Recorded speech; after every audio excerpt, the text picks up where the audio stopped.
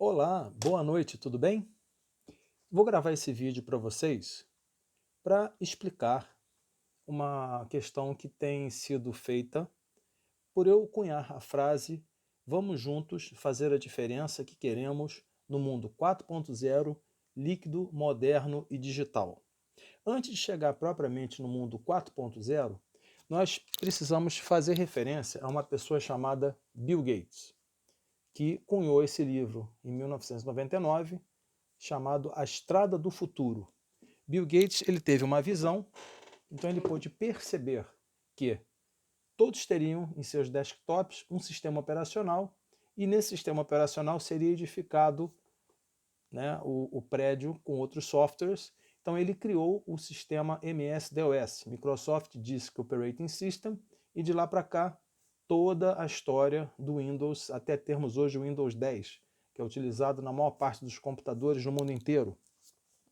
Também não podemos esquecer, né, do The Four, as quatro: Facebook, Google, Amazon, Apple.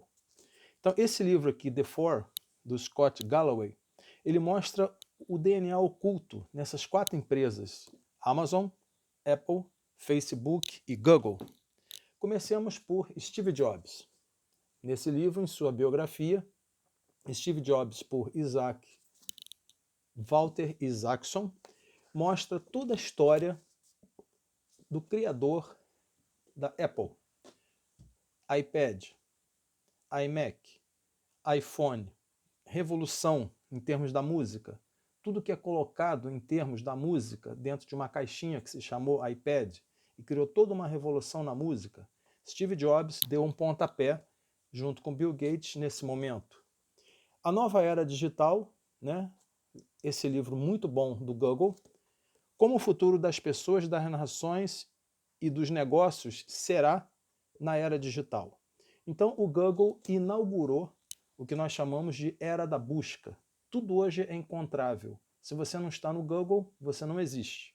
Então o Google, com a questão da busca, uma página em branco, simplesmente em que você procura e sai rapidamente, encontrando de forma rápida aquilo que você precisa, provocou o que nós chamamos de a era da busca, uma grande revolução.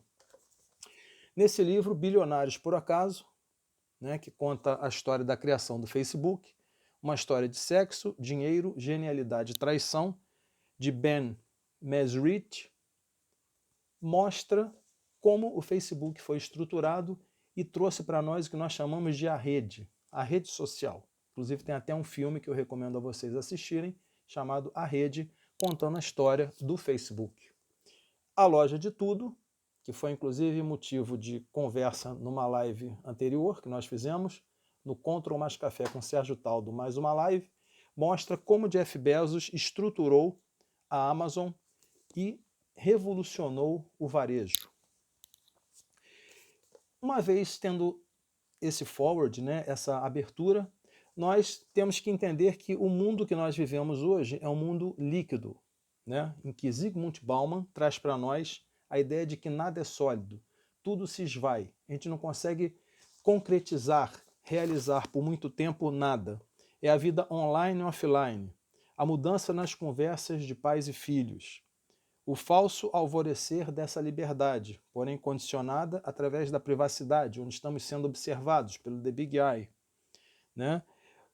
Comunismo é mais do que consumo, perdão, consumismo é mais do que consumo. A compra com os cartões de créditos, né? A era do gasto digital. E todos esses tópicos, o fenômeno Barack Obama, ele traz aqui como Barack Obama, através da internet, das redes sociais, conseguiu se eleger. Então, cartas do mundo líquido, moderno e digital. Nesse livro você encontra quatro cartas. E aí entramos num processo de transformação digital. Transformação digital, repensando o seu negócio para a era digital, não é digitalização dos processos, dos arquivos, de tudo que você tem e ser colocado apenas no computador. Transformação digital envolve uma mudança de cultura, envolve uma mudança de comportamento, uma mudança de mindset. É um termo muito utilizado atualmente que é muito mais do que uma mudança mental. é uma mudança de estrutura, uma mudança de realização, como você se comporta, como você se relaciona, como você escreve, como você atua na internet. Quem é você? O que sou eu? O que faço? Para onde vou? Então, tudo é alterado. E daqui a pouco voltaremos lá no 1, 2, 3 e 4. Temos hoje uma geração I-Generation, ou I-Generation, que são pessoas, no caso aqui desse livro, né, crianças super conectadas, estão crescendo menos rebeldes, mais tolerantes, menos felizes e completamente despreparadas para a fase adulta. Em função da aceleração das coisas e de tudo ser encontrado numa caixinha, né, na qual eu estou olhando para ela e está sendo gravado esse vídeo, você tem o acesso ao mundo. Estou falando com você aqui agora, mas não sei quem está vendo meu vídeo, então isso vai para a rede.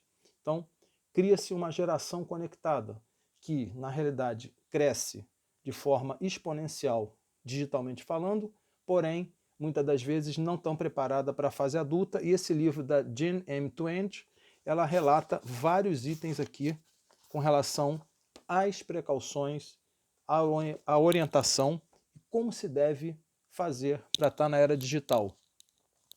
Antes de entrar na quarta revolução industrial, voltamos um pouco atrás, né? Eu gostaria de apresentar a vocês aqui um andamento do tempo, né? O que é, na realidade, a quarta revolução industrial? A primeira revolução industrial começou em 1785, na Inglaterra, com o surgimento da máquina a vapor, que mecanizou a produção. Tudo era mais lento, tudo dependia de um movimento, tudo dependia de um tempo no qual a máquina a vapor foi o ápice do processo. Na segunda revolução, a produção em massa se deu em 1875 e com ela vieram o automóvel, o telefone, o televisor, o rádio, e o avião. Tivemos um avanço substancial, inclusive com o movimento entre países com o avião. Na terceira revolução industrial, veio a junção da eletrônica com a tecnologia da informação, que foi o responsável pelo movimento da automação em 1969. Então, já na terceira revolução industrial, começa a se falar de automação, né? E a quarta revolução é que estamos em pleno curso, atualmente, por isso é que se fala no mundo 4.0, que integra o mundo digital e o mundo físico num novo modelo industrial. Então, o que isso proporciona para nós, ou o que traz para todos nós? A inteligência artificial, né? Tudo sendo trabalhado de forma independente do nosso trabalho, do nosso desejo. Os telefones têm atualizações constantes dos softwares, você faz uma compra na internet, você é reconhecido, né? Você também poderia gostar de, né? Ele tem uma personalização de quem você é, do que você adquire, seus hábitos. Traz também o machine learning. As máquinas começam a aprender os processos, né? Não conseguem ainda trabalhar muito emoções, que são próprias dos seres humanos, mas as máquinas começam a ter um desenvolvimento de aprendizado. A internet das coisas, né, na sigla em inglês IoT, que é a realidade mais próxima do que imaginávamos para o futuro.